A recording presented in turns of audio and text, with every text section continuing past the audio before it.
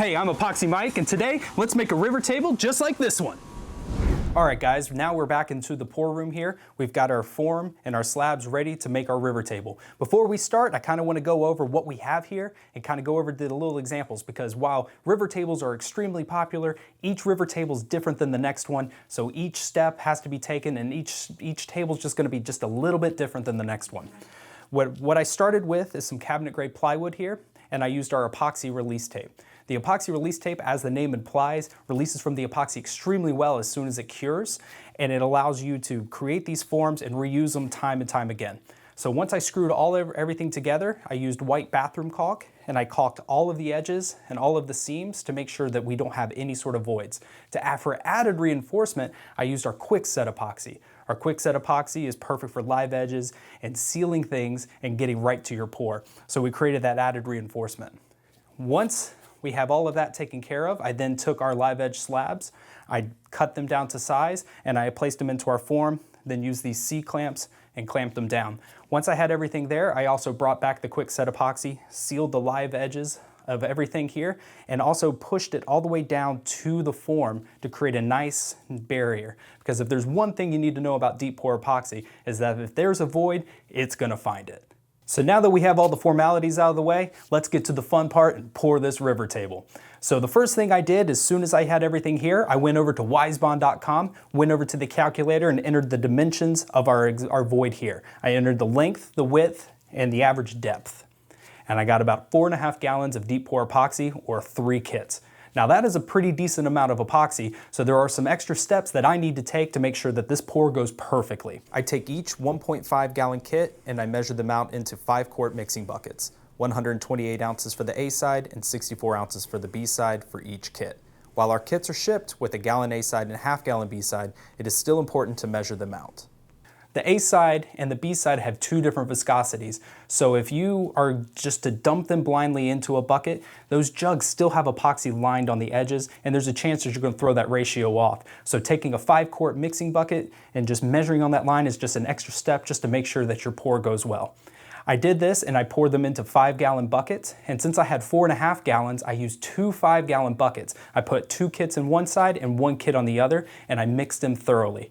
Then I took it a step further and I poured them into each other, because it's extremely important to have a homogeneous blend so that all of the epoxy has been blended and you get that true 2-to-1 ratio and everything's gonna go seamlessly. Once I have everything mixed, then I take my colorant, I put it in and I start mixing, and I do the exact same steps. I mix a little in the bucket 1 and a little in bucket 2, and then I pour into each other and I mix again, so that again, all the color, everything is mixed together. And with deep pour epoxy, it's extremely slow cure. So you've got time to do this, and take your time with it, because this is an important step. And the more epoxy that you use, the more important it is to make sure that everything is homogeneous, make sure you have your ratios right, everything's thoroughly mixed. Because the last thing you want to do is have a table, you come back the next day and you see that and you go, I should have listened to Epoxy Mike.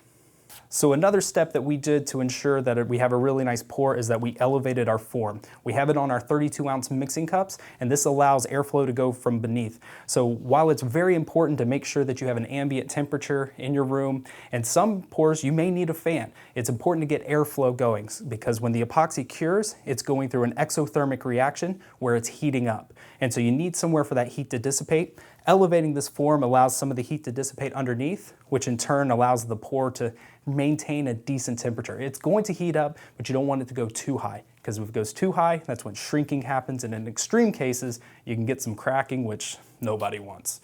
So I'm going to take my first 5-gallon bucket with the epoxy here, and I'm just going to pour it right down the middle.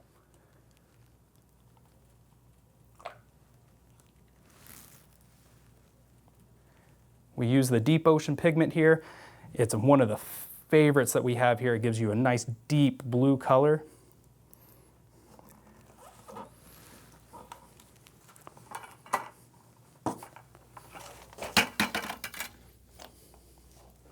Also, breaking it up into these buckets makes it easier to pour, because if you had all 4.5 in one bucket, it's really going to test your strength.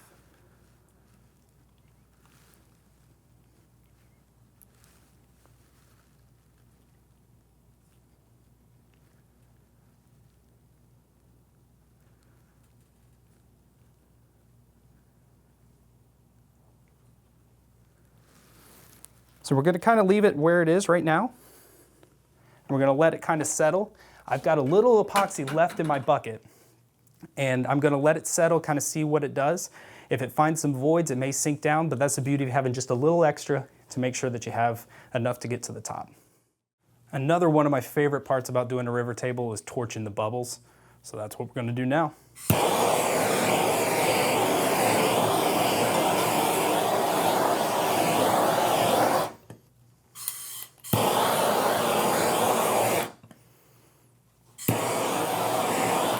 Another cool thing about all of these mica powders that we use here is that when the epoxy goes through an exothermic reaction, it moves it, and you get those really cool billowing effects. So all those really cool river tables that you see are actually naturally occurring. So what the pattern is you see right now is gonna look different in a couple of hours, and then tomorrow morning, it's gonna look totally different. So we're gonna let it sit in this form for a couple of days, let it harden, let it do its thing, and then we're gonna come back, we're gonna take the form, square it, and then finish it, and we'll bring you along, so stick around.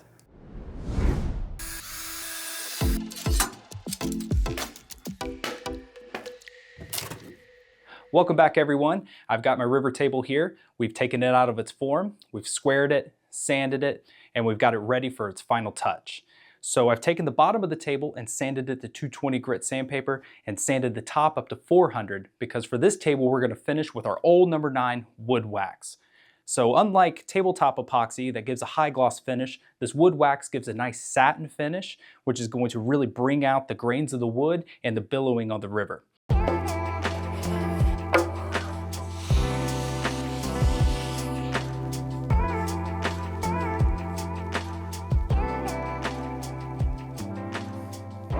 So as we buff this in, there's a little bit of excess, which is perfectly fine. We're gonna let this sit for about 10 or 15 minutes, and then we're going to get another rag, completely dry, and then we're gonna buff all this out. Then we're gonna go take it a step further, and we're gonna get a buffing pad and wheel, and we're gonna buff all this out to a nice polished shine. Now the epoxy is not going to absorb any of the wax, so it's gonna go a lot further there, but you really wanna focus on the wood.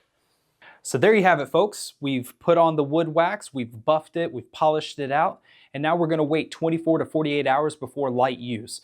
Before introducing any sort of liquids or some heavy use, I would give it a couple more days than that. But we've taken this table from the form, pouring the epoxy, sanding, squaring, and all of that from beginning to end, and you end up with this beautiful table. Comment below a project you'd like to see us do from beginning to end, or anywhere in between, or if you have any questions, feel free to reach out. Get you some!